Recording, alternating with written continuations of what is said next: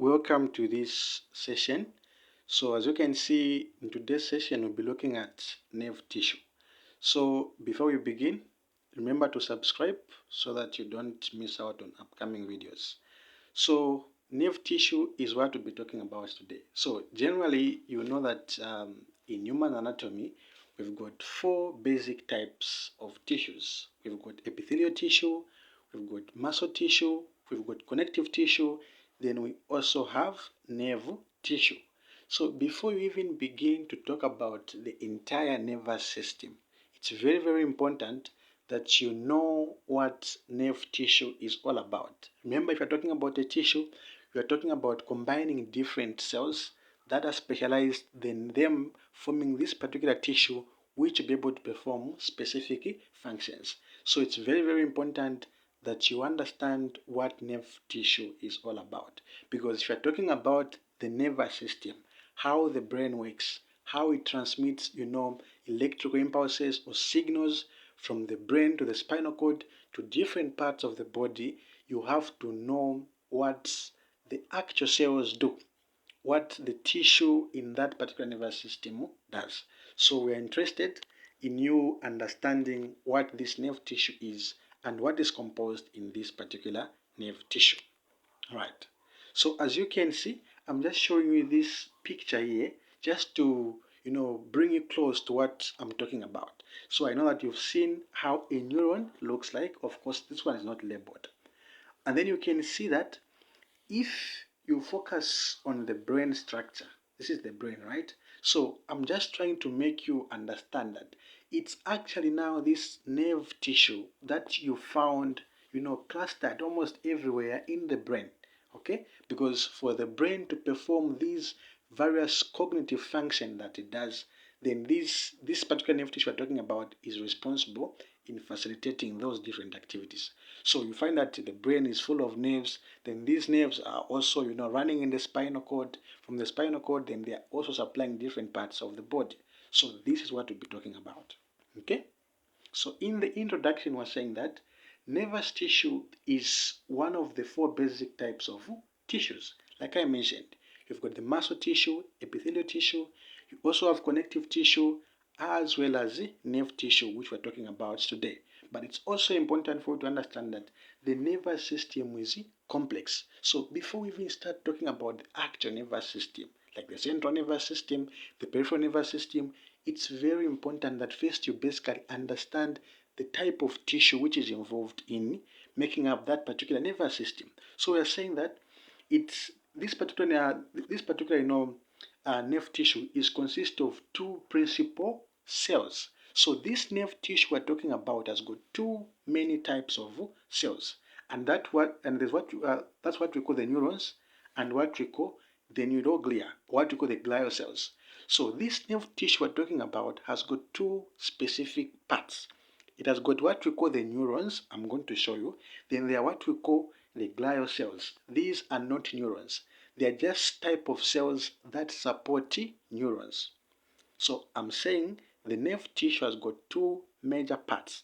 It has got the neurons, then it has got what we call the neuroglia, or what is referred to as the glial cells. Now the glial cells are not neurons. They just support the neurons. You're going to understand that very soon. Okay? So we're saying that nervous or nerve tissue is distributed throughout the body. Because you find that if somebody was to pinch you from the leg, you'll be able to respond. Was to pinch you from the head, you'll be able to respond. It's a sign that this nerve tissue is distributed throughout the body. Because normally, a human being should be able to respond from whatever part that you are pinched, or maybe you've been injured somewhere, you're supposed to respond. So it simply means that almost each and every part of the human body is surrounded by nerve tissue. Now, it's important to understand that anatomically, if you're talking about the entire nervous system, it's divided into two. Remember, just like you learned in primary or secondary school, the nervous system is divided into what we call the central nervous system, that is the brain and the spinal cord. So the brain and the spinal cord, they make up the central nervous system. Then we've got what we call the peripheral nervous system. Any nerve tissue that is found, as long as it's not in the brain, as long as it's not in the spinal cord, is falling under what we call peripheral nervous system.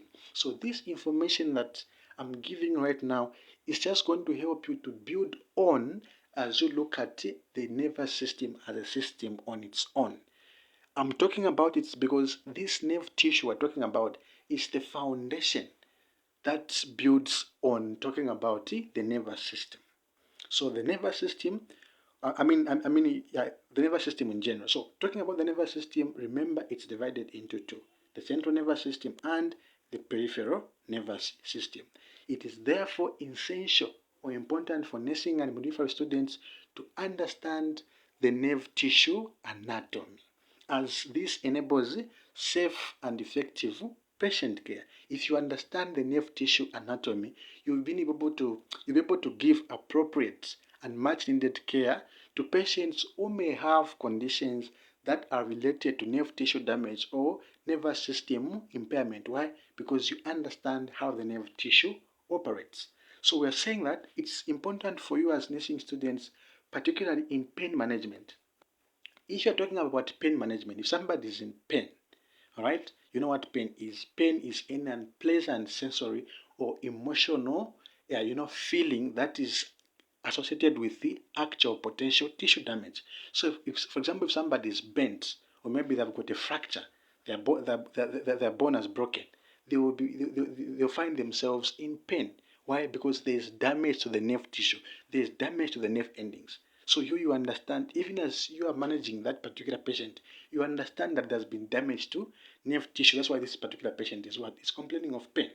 Apart from that, there is also what we call emotional pain. Of course, emotional pain is just a component that is falling under what we call the cognitive aspect of the brain, whereby somebody will be able to feel, those sad feelings, stress, and depression. That is under emotions, and the brain that we'll be talking about is the one that facilitates or brings about those emotions. Okay, that is just still under the same nervous tissue. Then it's also important for you to understand this topic in what neurological assessments. Maybe some of you have been on the ward before, and then you've been seeing things like the Glasgow Coma Scale and everything, the neurological assessment form. When some people or some patients are in coma, you can use the Glasgow Coma Scale to check their level of consciousness. How conscious are they? So you can conduct neurological assessment, because this nervous system, like we said, it's complex. It does a lot of things, and it's linked to a lot of systems in the human body. Why? Because it's the one that gives commands. It's the central point. Okay, so it's very, very important for you to acquire knowledge in this particular, nerve tissue anatomy. Apart from that, we are also saying that it's important for you in monitoring autonomic labor and recovery, especially for midwifery students. You're talking about autonomic labor. What we mean here is that when when a female is in labor, there's auto contraction of the uterus. So the uterus lining contracts on its own, and those contractions are facilitated by the nervous system. So if this nervous system is not working properly, we don't expect the uterus, of course, to contract during labor. No wonder you must understand that it's actually now the nerve tissue or the nerve anatomy that is responsible for that autonomic contraction that happens in the uterus during labor. There's a lot that we can talk about. So the general objective of this particular session is that as we conclude this particular tutorial video, you must be able to acquire comprehensive knowledge on the nerve tissue. And then the specific objectives, pay particular attention to this, is that one, you must define the key terminologies that are used in nervous tissue description. So as we're talking about this particular nerve tissue, there are certain terms that we'll be using, and then you must at least have an idea of what they mean. Apart from that, you must describe the neurons. You must describe the neurons. And then you must also describe what we call the glial cells. Remember I said, if you're talking about nerve tissue, it's divided into two major parts, and that is the neurons and the glial cells. So it's important for you to be able to describe them. And then last but not the least, you have to clinically apply medical conditions that are related to nerve tissue. After you gain this information, after you learn about this, you understand certain things. When you go on the ward there, giving different care to patients, you must be able to spot out conditions that are related to this nerve tissue, and then you'll be able to give appropriate care. Because why? You've been able to acquire knowledge on nerve tissue anatomy. So let's begin. talking about the terminologies. So we're not talking about the nervous system. We're talking about nerve tissue. So it's important to understand what is this nerve tissue we're talking about. There's the word nerve, then there's the word tissue. Of course, I think you know what tissue means. Combination of specific cells that perform a specific function, right? Bringing about formation of a tissue. So nerve tissue simply means that this is a specialized biological tissue that is composed of neurons. So nerve tissue is composed of neurons and supporting glial cells. Like I said, nerve tissue is made up of two major parts. That is the neurons and the glial cells. So these are the two major parts that make up nerve tissue. What we are saying in the definition that it is a specialized biological tissue that is composed of neurons and the supporting glial cells that are designed to transmit electrical impulses throughout the body.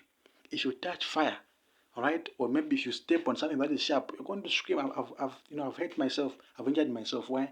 Because your nerve anatomy is able to respond. It's able to transmit those signals to say you are in pain, you are on fire, and then it's able also to give the feedback or response. So this nerve tissue is basically a specialized type of tissue that is made up of neurons and supporting glial cells that facilitate transmission of electrical impulses throughout the body. So that's what nerve tissue is all about. Okay? Then this is the nerve tissue that I'm talking about, because I can just be talking about nerve tissue. So what is nerve tissue? Remember, we're talking about tissues. So we expect a lot of cells that we're going to combine together to collectively come up with this particular nerve tissue. So if they ask you, describe nerve tissue, you tell them nerve tissue is made up of neurons. What are these neurons? So these structures that you are seeing here, this is a neuron. Okay, this is a neuron here. It's not labeled here, but it has got what we call dendrocytes here. It has got the cell body. I've got a well-labeled picture. I'm just showing that this is a neuron. This is also a neuron. So a neuron alone is not making up nerve tissue. No, because we said nerve tissue is composed of neurons and the supporting glial cells. So this is a neuron. From here up to this particular point, this is a neuron, right? This is a neuron. So what are those supporting tissues that are supporting this neuron? What are those glial cells? So, for example, we've got what we call astrocytes. So, an astrocyte is not a neuron at all. It's part of what we call the glial cells. It's just supporting this neuron to perform its functions. Okay? They're what we call, astrocytes. I'll talk about what astrocytes do very soon. Then they're what we call microglia. So these are, I don't know if you know what we call white blood cells. I'm sure you're familiar with that. Especially if you're in university, you know what white blood cells are, right? So white blood cells, they're just used in fighting infections that can, of course, try to harm the body. So if you're talking about nerve tissue, the type of white blood cells or the type of phagocytes that you find in nerve tissue, we call them microglia. So these are the ones. So they also support nerve tissue because you don't want these nerves to be infected. You don't want them to be damaged. So they've got this specialized type of white blood cells which we call microglia. They're the ones that help in fighting infections that may try to enter in this particular nervous tissue. Okay? Then, as you can see, they are also what we call oligodendrocytes. I'll talk about this very soon. They just help in forming what we call the myelin sheath. This particular sheath that we are seeing here. If you zoom in here, there's what we call the myelin sheath. It's formed by what we call oligodendrocytes. I'll talk about it very soon. So this is the nerve tissue that I'm talking about. So nerve tissue is just not made up of neurons, but it's also made up of supporting glial cells. For example, the astrocytes and the microglia. There are a lot of other components that form the glial cells. We are going to talk about them. Okay? And then another term that you must know is also the specific neuron now. The actual cell that transmits electrical impulses, excluding the supporting cells, excluding the glial cells. Now, just talking about the actual neuron on its own. So what is a neuron? So we're saying that a neuron is the functional unit of the nervous system.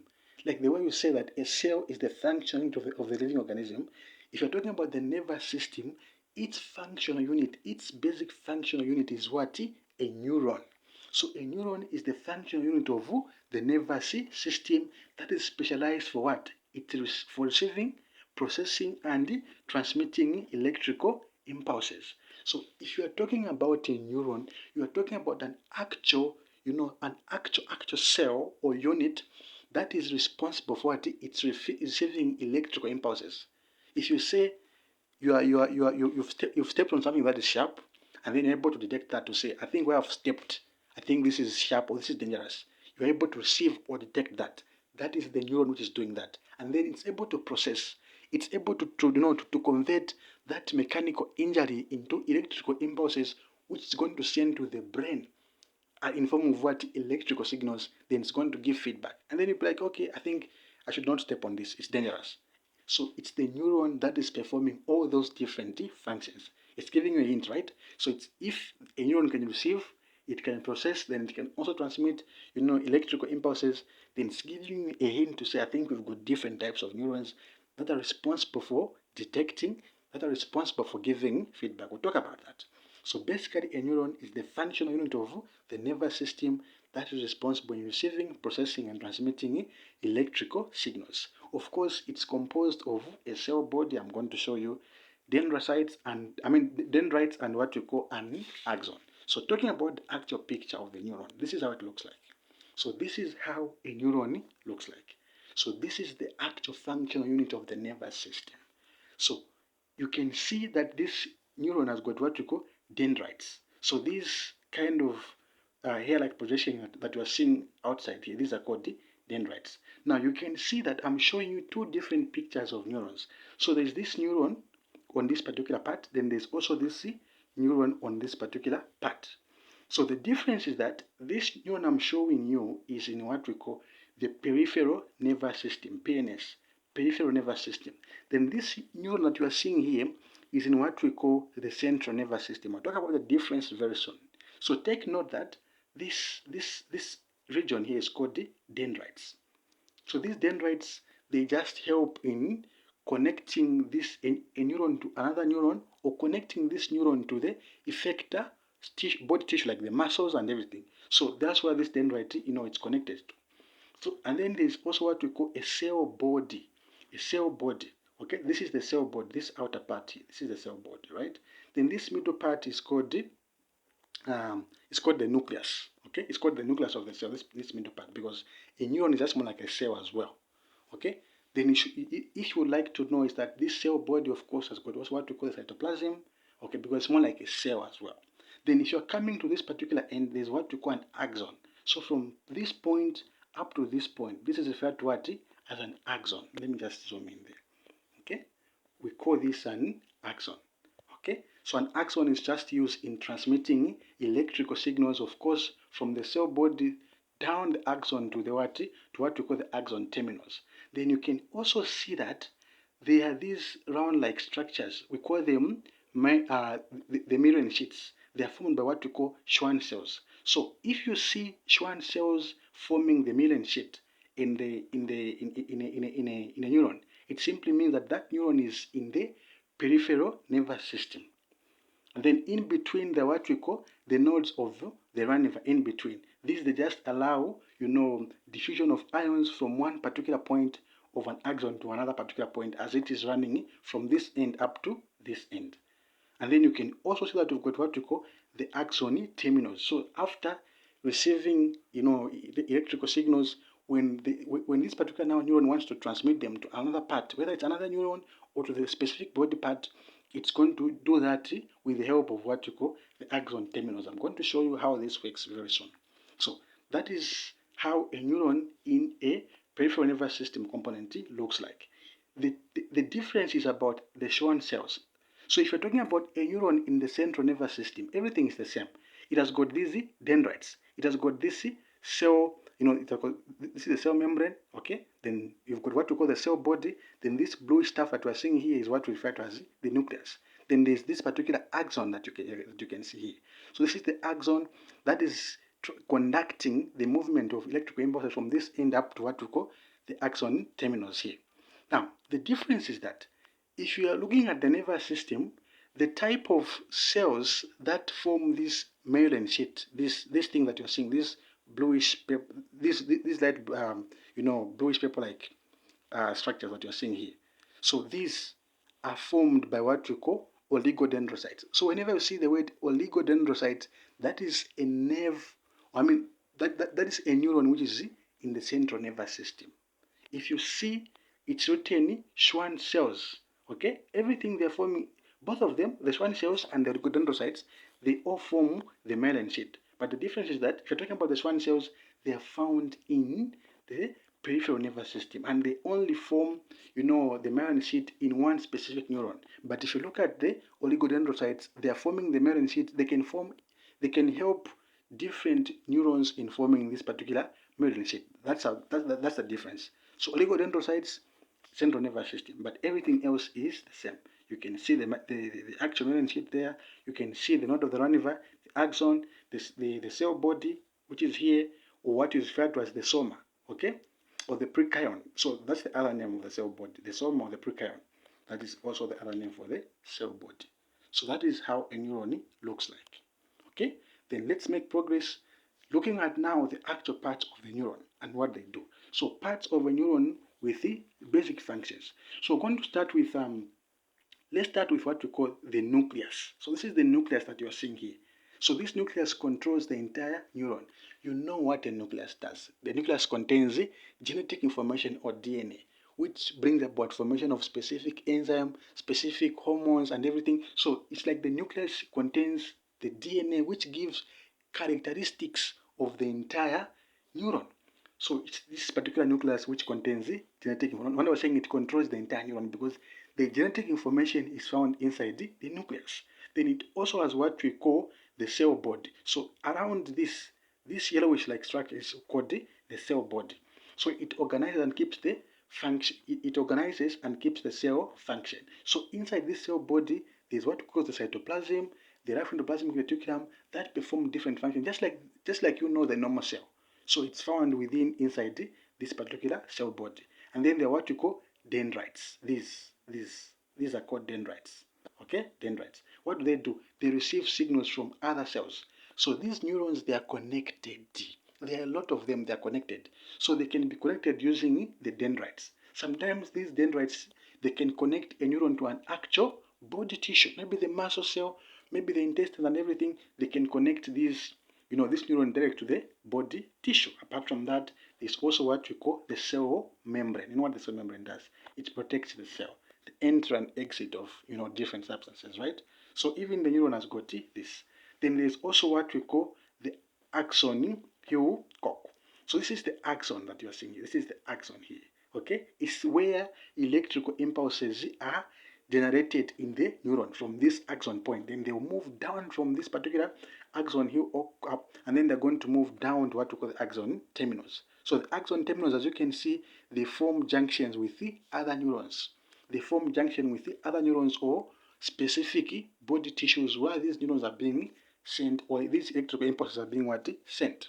Okay. Then as you can see as well, there's what we call the myelin sheath.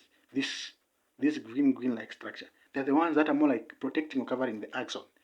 So it increases the speed of signals. So these myelin sheath, if you talk about physiology specifically, they promote or they amplify how these signals are moving from one end to the other. In short, they speed up the movement of signals, electrical signals, these myelin sheath, okay? And then there's also what we call the node of the Ranvier, this structure in between. It allows diffusion of ions. So because these neurons are moving, these electrical impulses are moving from one region of the axon to another. So in between is what we call the node of the Ranvier, in which these ions now, because electrical impulses are being generated in form of ions, in form of neurotransmitters and other different things, then they are diffusing or passing through what we call the node of the Ranvier. And then as you can see, they also have what we call the Schwann cells. So the Schwann cells, they're the ones that are forming these purplish like spots that you're seeing inside the myelin sheath. We call them the Schwann cells. They're the ones that produce what we call the myelin sheath. So if it's a Schwann cells, like I said, you expect this type of neuron to be what? To be found in the what? In the peripheral nervous system. If this was labeled as oligodendrocytes, then this would become a neuron found in the central nervous system. Okay? Apart from that, there's what we call a ganglion.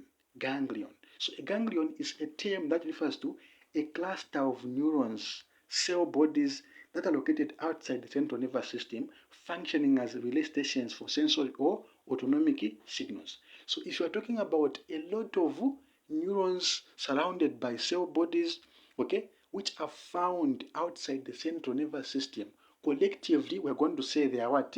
They are ganglions, or it's a ganglion, a cluster, meaning a lot of them, a lot of neurons with their cell bodies and everything surrounded by, of course, different, glial cells outside the central nervous system. We're going to call them what? Ganglion. Okay, this is what I'm talking about. So this is ganglion. You've got these different neurons that are running, because we said the central nervous system is the brain and the spinal cord. So all these neurons that are running from the spinal cord going to different body parts like the eyes, the salivary glands, the heart, the liver, the intestines, the kidney, the testes, the ovaries, and everything. All these we're going to refer to them as what? Ganglia, because they're not within the central nervous system. No, they're not within the brain or the spinal cord, but they're outside. But of course, they've got neurons, they've got cell bodies, so we call them ganglion. So there are a lot of them, as you can see. Not say they're a cluster, because there are a lot of them.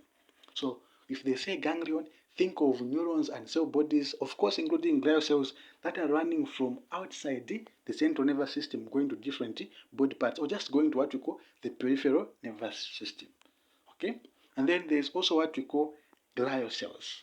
Glial cells. Remember in the introduction I said, glial cells and the neurons, they're the ones that form nerve tissue.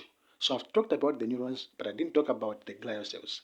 Then what are these glial cells? So the glial cells, these are non-neuronal. So non-neuronal means that they are not neurons at all. They just support the neurons. So they are non-neuronal support cells in the nervous system that maintain homeostasis. So there are different types of glial cells I'm going to talk about, and some of them, they bring about the homeostasis. Balancing how, things must be inside this particular nervous tissue, not abnormal, but keeping it in normal ranges. Apart from that, they also form the myelin sheath, all right? And they also provide structure and metabolic support to the neurons. So if they're asking about the glial cells, just think of type of cells that are not really the neuron, but they're just supporting the neuron to perform its function. I'm going to give you examples very soon. They include, so if they ask you, give us types of glial cells, they're what we call astrocytes. I'm going to show you. Oligodendrocytes, microglia, and the Schwann cells. So this is what I'm talking about. So you can see that this is the actual neuron, right? This is the actual neuron that has got the dendrites, the cell body there, the nucleus, it has got the axon terminus. So all these things that you are seeing, like the Schwann cells. So the Schwann cells, these we said they're found in the peripheral nervous system. So these are part of what you call the glial cells. They're not really part of the neuron, but they're just supporting the neuron by providing with what we call the myelin sheath to amplify electrical signals. So this is an example of glial cells. And then just like the Schwann cells, they are what you call oligodendrocytes. So they also do the same. They are also responsible for forming what you call the myelin sheath. So if you see oligodendrocytes, it's telling you that this type of neuron is found where? In the central nervous system. Apart from that, there are also what we call microglia cells. Like I said, this nerve tissue must have cells that must protect it from microorganisms, from pathogens, infection, and everything. So those type of white blood cells that are found in nerve tissue, we call them microglial cells. Okay, they are the ones that help this nerve tissue to fight what? Infections. Okay, apart from that, there's what we call ependymal cells, as you can see, ependymal cells there. So these, they are used in what we call formation of cerebrospinal fluid, CSF. So this is nerve tissue, right? Of course, in the brain you find that the CSF that is being produced there. So it's the ependymal cells, of course. Of course, I've got what we call cuboidal epithelial tissue, which they're the ones that produce what we call, cerebrospinal fluid, which keeps the ventricles in the brain, to be not exposed to what we call shock, because don't want them to be compressed or to be injured. So this cerebrospinal fluid, it makes sure that these different body tissues or ventricles, they are not being compressed by anything, right? Apart from that, they're also what we call astrocytes. So astrocytes, they're also part of what we call the glial cells. So what astrocytes do basically is that they help the nerve tissue in various functions, such as one of them, they contribute to what we call forming the BBB, the brain, the brain, blood barrier. So inside the brain, you don't allow anything to enter, just to enter anyhow, just like in other different, body parts. So the brain has got what we call the brain blood barrier, which regulates what must enter inside the brain, because the brain is very fragile. You don't want to allow any type of infection or worm or virus to just enter inside. So these astrocytes, they contribute in forming what you call the brain blood barrier. Apart from that, these astrocytes, if you've learned biochemistry, especially for the BScs, you've talked about glycolysis, because the brain depends on glucose for it to be able to produce ATP that is supplying this nerve tissue to be able to function. So these astrocytes, they are the ones that are responsible in glycolysis, beta oxidation, producing energy for the brain to perform different cognitive functions. So it's the astrocytes that are involved in that. Okay? Then, of course, we also talk about what we call a nerve. So, how is a nerve different from a neuron? So, if you're talking about a nerve, it's a bundle, more like a lot. If you say bundle means a lot of things. So it's a band of axons. You know what an axon? I've shown you what an axon looks like. So it's a band of axons in the peripheral nervous system. So when you're talking about nerves or nerve, think about the peripheral nervous system outside the central nervous system. So it's a band of axons in the peripheral nervous system, okay, that is enclosed by connective tissue layers. For example, there's what we call the endoneurium, okay, the perineurium, and what we call the epineurium. So these nerves, they are protected by connective tissue. And these connective tissue, they are in three types. There's what we call the endoneurium, the perineurium, as well as what we call the epineurium. So I'm going to show you what these structures are. They are responsible for what? Transmitting electrical signals between the central nervous system and, of course, the peripheral nervous system. That's what the axons do. They more act like a relay. They're more like in between. Okay? So this is the picture of what I'm talking about. So this is how a nerve looks like. It's outside the central nervous system, because this is the brain, right? This is part of the central nervous system. Then you've got what we call the spinal cord. So the nerves, they now move out from the central nervous system, okay, going to the actual. For example, you can see they're going to the muscles here, they're going to the tongue, they're going to the hand, they're going to the eyes, to the nose. These are nerves. They are bundle of axons, okay? So if you're talking about how a nerve looks like, this is the structure of a nerve, all this thing. So this nerve has got the outer layer. This outer layer is called the epi meaning more like on the outer part, epineurium. And then it has got what we call inside. There's what we call the perineurium, because we've got this bundle here. It's a bundle, right? It's a bundle of nerves, all right? It's a bundle of axons. So this bundle, it has got inside it what we refer to as a fascicle. This is a fascicle, okay? So if you pull one of these fascicles, it's going to be protected by what you call the perineurium. Again, if you pull one again from it, you pull one of this, you're going to pull an axon from this particular fascicle. It's going to be protected by what you call the endoneurium. Then inside, you're going to find what you call the axon. So this is the axon now, which is transmitting these electrical signals. Of course, the axon is usually protected by what you call the myelin sheath. Of course, it has got arteries, of course, that is supplying it with the blood. So this is how a nerve looks like. Okay? So take note of that. Then last but not the least on the terminologies is what we call a synapse. A synapse. So a synapse, this is the junction between two neurons, or between a neuron and an effector cell. So it can be a junction between two neurons, or between a neuron or an effector cell. I'm going to show you. Where neurotransmitters are released to transmit signals across the synaptic cleft. So if you're talking about a synapse, you looked at these things in secondary school. So a synapse is a junction where two different neurons are meeting, or where a neuron and an actual body tissue, such as the muscles, where they are meeting. Because we talk about muscles contracting. If you talk about the muscle contraction coupling mechanism, you understand that there's a connection between the neurons, okay, and the actual effector muscle cell that is responding to the neurotransmitters that are being released from that particular neuron. So this is what I mean when I say a synapse. So as you can see in a synapse, you've got this particular neuron, again another neuron from this particular point. So where they are meeting here, we call it a synapse.